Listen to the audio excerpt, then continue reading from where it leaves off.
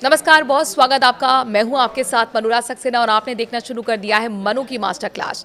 आज हम बात करें मिडिल ईस्ट की उस बड़ी खबर की जो पूरी दुनिया की नज़रों में है। ईरान अमेरिका के बीच चल रही बातचीत और एक संभावित समझौते की। कुछ महीने पहले ईरान और अमेरिका के बीच तनाव बढ़ गया था जो युद्ध तक पहुंचा। अब दोनों देश स्विट्जरलैंड में लंबी बातचीत कर रहे हैं और कुछ सकारात्मक खबरें आ रही हैं। पिछले 18 घंटे तक चली गहन वार्ता के बाद दोनों पक्षों में कुछ महत्वपूर्ण मुद्दों पर प्रगति की है। ईरान के मुख्य वार्ताकार का कहना है कि अमेरिका ने ईरान के करीब 12 अरब डॉलर के जमे हुए फंड रिलीज करने पर सहमति जताई है। साथ ही अमेरिका वित्त मंत्रालय ने कुछ प्रतिबंधों में अस्थायी तरीके से ढील है उसकी घोषणा कर दी है। इसके तहत 1 अगस्त तक ईरानी तेल और पेट्रोकेमिकल उत्पादों की बिक्री की अनुमति मिल गई है। अमेरिका का कहना है कि ये कदम इसलिए उठाया गया है क्योंकि ईरान ने अपने परमाणु कार्यक्रम पर अंतर्राष्ट्रीय निरीक्षणों को स्वीकार करने की सहमति दी है। ये दोनों देशों के बीच विश्वास बढ़ाने की दिशा में एक बड़ा कदम माना जा रहा है। अब सवाल ये है कि ये फंड रिलीज होने के बाद क्या होगा।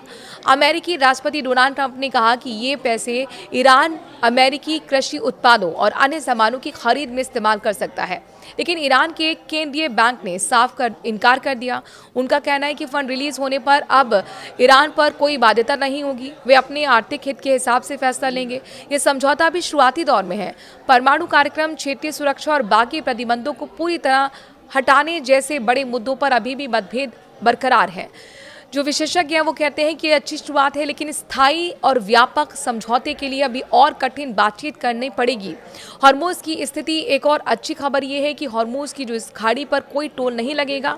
ईरान और ओमान ने इसकी पुष्टि भी कर दी है, यानी तेल का सामान्य परिवहन फिर से शुरू हो सकता है, जो पूरी दुनिया की अर्थव्यवस्था के लिए एक बहुत बड़ी राहत की खबर है। इसराइल और लेबनान की जो मुद्दा है वो बहुत बड़ा मुद्दा। अब देखिए, दूसरी तरफ इसराइल लेबनान में सीज फायर के बावजूद इजरायली सेना के हमले जारी है। हिजबुल्लाह इसे समझौते का उल्लंघन बता रहा है। अमेरिका और इजराइल दोनों हिजबुल्लाह से हथियार छीनना चाहते हैं, लेकिन तरीके को लेकर मतभेद हैं। अमेरिकी जो उपराष्ट्रपति हैं जेडी वेंस, उन्होंने इजराइल को एक बार फिर वार्निंग दी है कि सिर्फ हमलों से सुरक्षा के मुद्दे हल नहीं होंगे।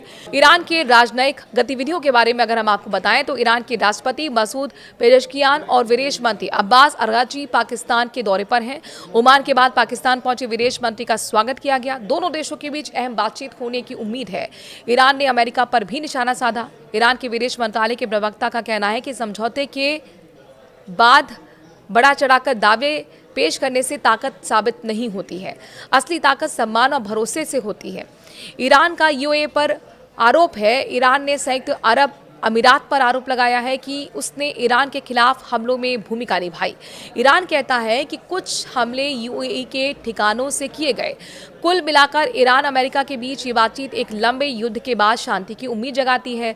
फंड रिलीज, तेल निर्यात की छूट और हॉर्मोज का सामान्य होना सकारात्मक कदम है, लेकिन परमाणु मुद्दा, क्षेत्रीय तनाव और बाकी बड़े सवाल अभी भी बाकी हैं।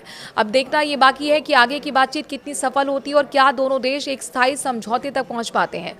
पूरी दुनिया इस पर नजर रखे हुए है, क्योंकि इसका असर तेल की कीमतों से लेकर वैश्विक सुरक्षा तक पड़ सकता है।